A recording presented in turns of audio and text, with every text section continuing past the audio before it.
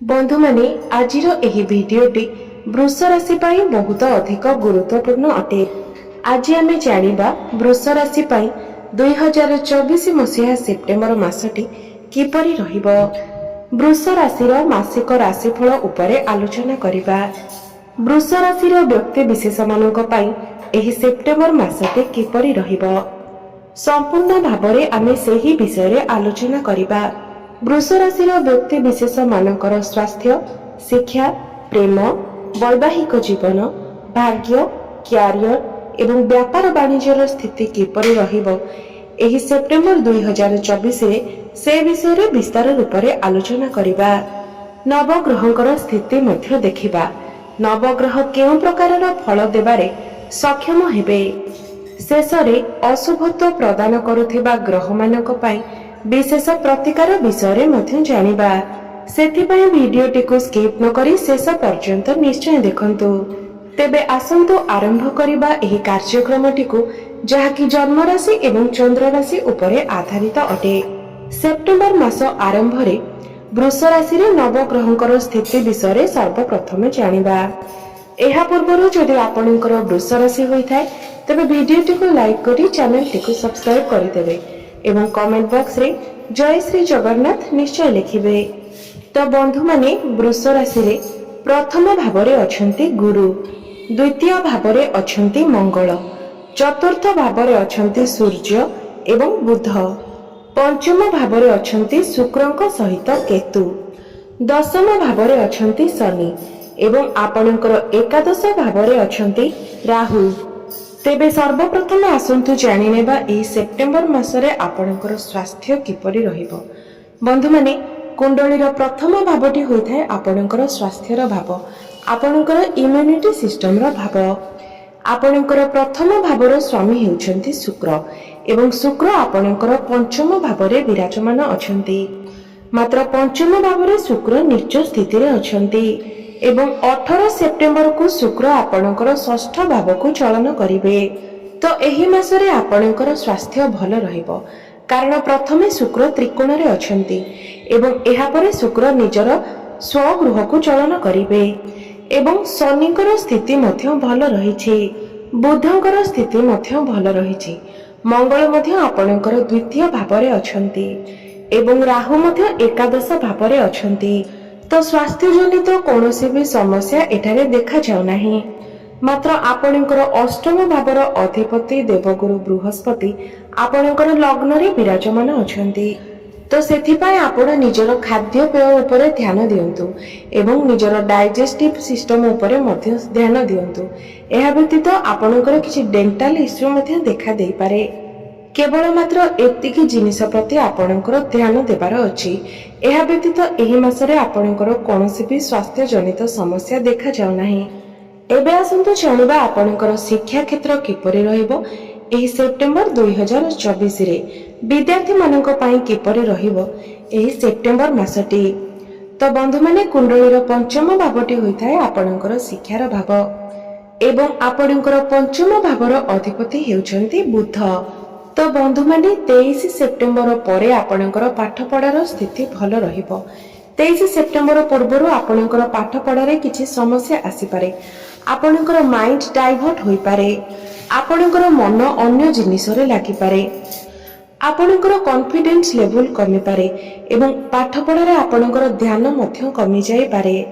मात्र 23 सेप्टेम्बर परे एही सब समस्या रहिबो नाही।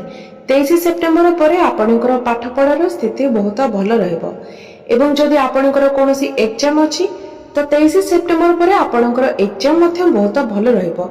सेथिरे मध्य आपणको शुभ फल प्राप्ति हेबो एवं जदि आपण किछि एडमिशन लेबा पई चाहुछंती से विषय रे भाबुछंती तो 23 सेप्टेम्बर परे आपणको पई समय भल रहिबो। एबे आसंतु जानिबा आपणकर प्रेम जीवन किपरि रहिबो एही सेप्टेम्बर 2024 रे। तो बंधु माने पंचम भावटी शिक्षार भाव हेबा सहित पंचम भावटी मध्य होइथाय आपणकर प्रेम जीवनर भाव, आपणकर संतानर भाव। बंधु माने शुक्रंक सहित केतु विराजमान अछंती एवं बुध निजर स्वगृह रे प्रवेश करिवे एवं शुक्र मध्य आपणकर पंचम भावरे विराजमान अछंती।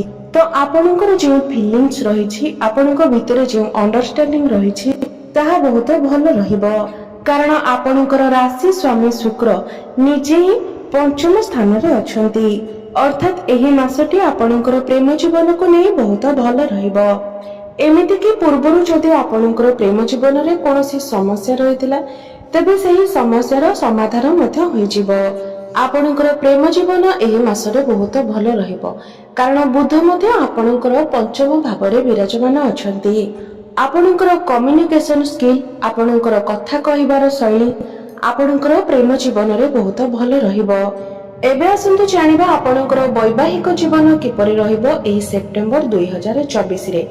तो बंधु माने कुंडलीर सप्तम भावटी होइथाय आपणकर वैवाहिक जीवनर भाव आपणकर जीवन साथीर भाव एवं आपणकर सप्तम भावर अधिपति मंगल आपणकर द्वितीय भावरे विराजमान अछंती। तो बंधु माने सप्तम भावर अधिपति जतबेले आपणकर द्वितीय भावरे विराजमान थांती सेतबेले आपणकर लाइफ पार्टनरकर कैरियर रे ग्रोथ होइथाय एवं एही मासरे आपणकर वैवाहिक जीवन मध्य बहुत भल रहिबो। आपणकर वैवाहिक जीवन एही मासरे बहुत भल रहिछि कारण बुध आपणकर सप्तम भाव को देखुछंती शनि मध्य आपणकर सप्तम भाव को देखुछंती। मात्र आपण टिके ध्यान देबे जे आपणकर वैवाहिक जीवन भल रहिले मध्य मझिरे मझिरे आपणक मध्यरे टिके मिस अंडरस्टैंडिंग देखा दे पारे कारण आपणकर सप्तम भाव उपरे राहुंकर दृष्टि मध्य रहुछि जहा फଳରେ आपणक मध्यरे टिके मिस अंडरस्टैंडिंग होई पारे छोट छोट कथा को नेकी आर्गुमेंट होई पारे। एहा व्यतीत आपणकर वैवाहिक जीवन रे अन्य कोनोसी समस्या देखा जाउ नाही। एबे आसंतु जानिबा सबुठारु महत्वपूर्ण विषय आपणकर भाग्य कैरियर एवं व्यापार वाणिज्यर स्थिति किपरि रहिबो एही सेप्टेम्बर 2024 रे। तो बंधु माने कुंडलीर नवम भावटी होइथाय आपणकर भाग्यर भाव एवं दशम भावटी होइथाय आपणकर कैरियर भाव। तो आपणकर भाग्य भावर स्वामी हेउछंती शनि एवं आपणकर कैरियर भावर स्वामी मध्य हेउछंती शनि।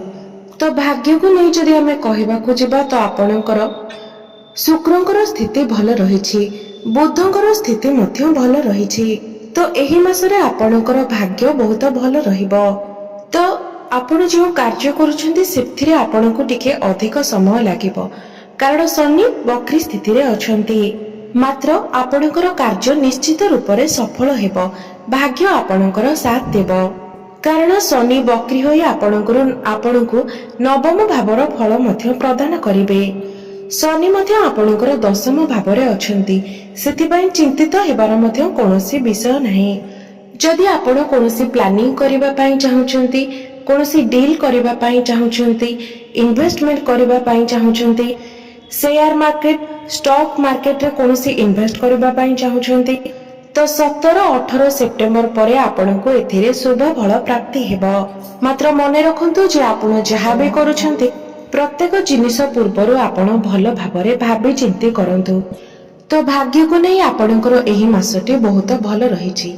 एबे आसंतु जानिबा आपणकर कैरियर किपरि रहिबो एही सेप्टेम्बर 2024 रे। तो आपणकर कैरियर भावर अधिपति शनिदेव स्वगृह रे ही विराजमान अछंती। तो अचानक एही समय आपणकर आय रे अभिवृद्धि घटिबो। अचानक भावरे आपणकर कार्य क्षेत्र रे आपणकर प्रमोशन होई पारे एवं आपणकर लग्न भावरे जे गुरु अवस्थित अछंती सेथिबाई आपणकर ज्ञान रे मध्य अभिवृद्धि घटिबो कारण वृष राशि रे गुरुंकर चलन हेउछि।